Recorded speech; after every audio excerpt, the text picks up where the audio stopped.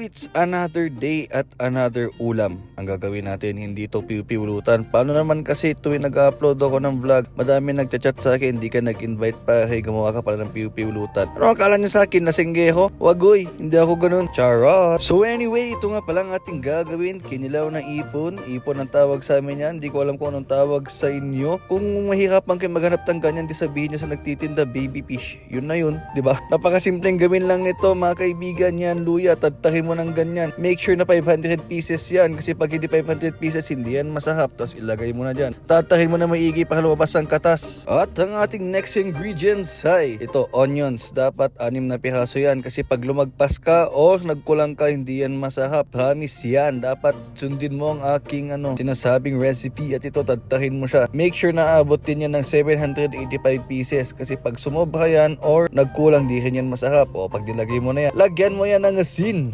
Oo, tamang narinig mo, asin ang ating next ingredients. Ayan, lalagyan mo siya. So, tatansyahin mo yan. Well, ako kasi alam ko na kung ilang piraso agad na nalagay ko. Ang unang nilagay ko din is mga nasa 5,000 pieces muna. Yan, tansyameter lang yan. Pero nabibilang ko yan, every hulog. Alam ko yan. O, tapos ito, kiwah mo siya. Mix mo ng siguro mga 20 times or pwede mo na lagpasan dyan eh. Wala na tayong sinusunod dyan na bilang ng kiwah. Basta kiwah mo ng kiwah hanggang maghalo-halo lahat ng ingredients niya. Mekos mo na yan insan. Yan parang ganyan lang yan, diba? Ganyan kasimple, yan lang ang ating mga ingredients para dyan. Ganyan lang ka-basic, napakadali. Pero yun nga lang, mayroon lang talagang times na may nagbebenta ng ganito kasi seasonal lang to. Syempre nakulangan tayo, dadagdagan natin kasi tatansyahin natin mga dapat 10,000 pieces ng asin ang ating mailagay para mas maluto siya. Kasi nga, yung asin ang magluluto sa kanya. Tapos another mekos, kiwah mo, gayem.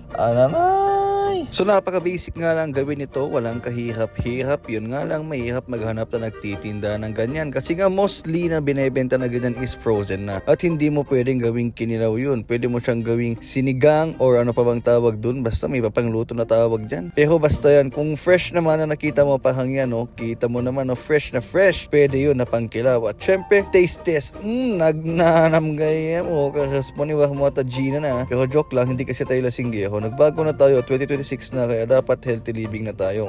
Diba? Tamang kagat-kagat lang muna tayo ng pulutan. At kung natapos mo nga tong bidyong to, congrats at nasayang mo na naman ang 3 minuto ng iyong buhay. Haha! Nakapanood ka na naman ng walang kwentang vlog ni Bonnie Vlogs. Pero malay natin, baka may natutunan ka, diba? Kahit kalokohan man lang, di at least maniambag ako sa buhay mo.